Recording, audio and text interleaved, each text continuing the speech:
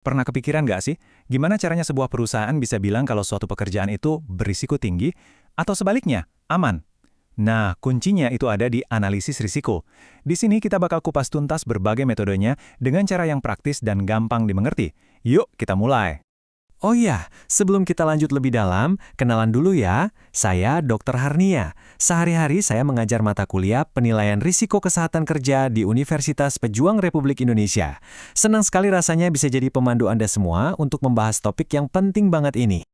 Oke, ini dia, gambaran besar dari apa yang akan kita bahas. Kita akan mulai dari dasarnya dulu, lalu kita akan bongkar kotak perkakas seorang analis risiko, kita bandingkan isinya satu persatu, terus kita lihat gimana alat-alat itu dipakai di lapangan, dan terakhir, kita simpulkan poin-poin kuncinya.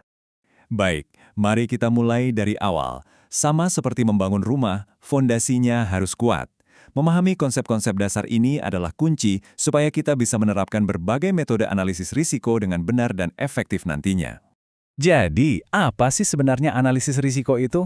Coba deh bayangkan Anda adalah seorang detektif di tempat kerja. Tugas Anda itu bukan cuma cari jejak bahaya, misalnya ada tumpahan bahan kimia atau suara mesin yang bising. Bukan. Tugas Anda itu lebih dalam, yaitu memahami seberapa besar sih ancaman dari jejak itu dan siapa saja yang berpotensi jadi korban. Prosesnya ini nggak sembarangan loh, ada 4 langkah utamanya. Pertama, kita identifikasi dulu bahayanya apa aja. Kedua, kita nilai paparannya, seberapa sering sih orang kena dan seberapa banyak. Ketiga, kita evaluasi dosis respons, artinya apa efeknya ke tubuh manusia. Dan yang terakhir, baru kita simpulkan, oke, jadi seberapa besar sebenarnya risiko ini? Nah, sekarang kita masuk ke bagian yang paling seru. Anggap saja seorang analis risiko itu punya sebuah kotak peralatan khusus. Di dalamnya ada 3 alat utama atau 3 pendekatan yang bisa dia pakai. Yuk kita buka kotak ini dan kita lihat isinya satu persatu. Alat yang pertama, ini namanya analisis kualitatif. Ini tuh kayak kita pakai intuisi, tapi intuisi yang terdidik ya. Kita nggak pusing sama angka, tapi kita kasih label deskriptif aja. Risikonya rendah, sedang, atau tinggi. Contohnya nih, kita lihat area kerja yang agak berantakan, kita bisa langsung menilai itu sebagai risiko sedang untuk kejadian terpeleset. Cepat, simple, dan pas banget buat penilaian awal.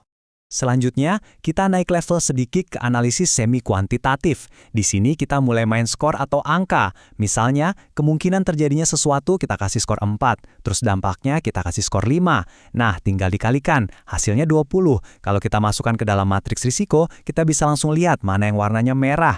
Jelas dong, risiko yang skornya 20 harus kita urus duluan, dibanding yang skornya cuma 5, jadi lebih terarah. Dan ini dia alat kita yang paling canggih. Analisis kuantitatif. Di sini, kita udah nggak lagi ngomongin kira-kira atau mungkin. Kita pakai data angka yang valid dan model matematis.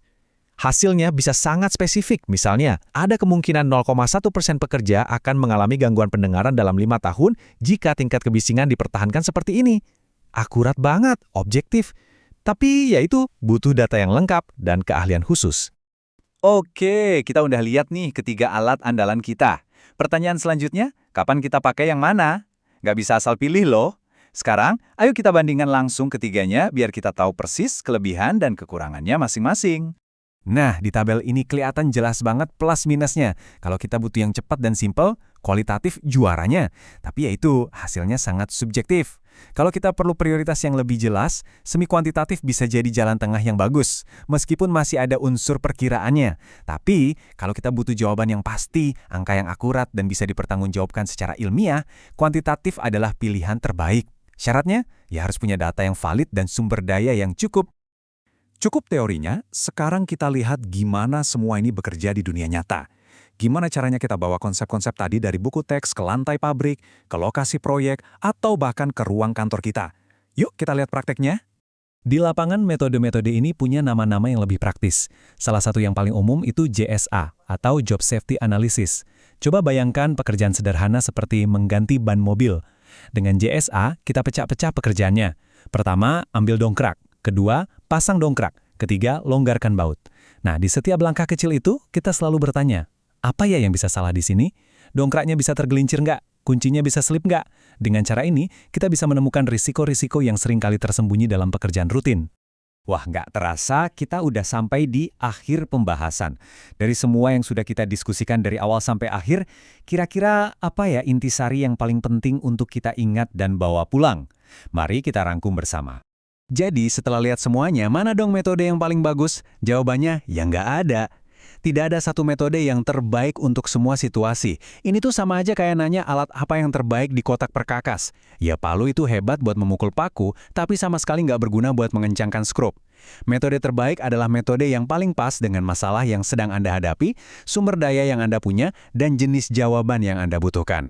Jadi ingat ya, tujuan akhir kita itu bukan untuk menghilangkan semua resiko, karena itu mustahil. Tujuan kita adalah mengelolanya dengan cerdas, dan kunci untuk bisa mengelola resiko adalah dengan memahaminya terlebih dahulu. Nah, pemahaman itu selalu dimulai dari satu hal, penilaian. Jadi, mulailah melihat sekitar Anda, mulailah bertanya, dan yang terpenting, mulailah menilai. Terima kasih.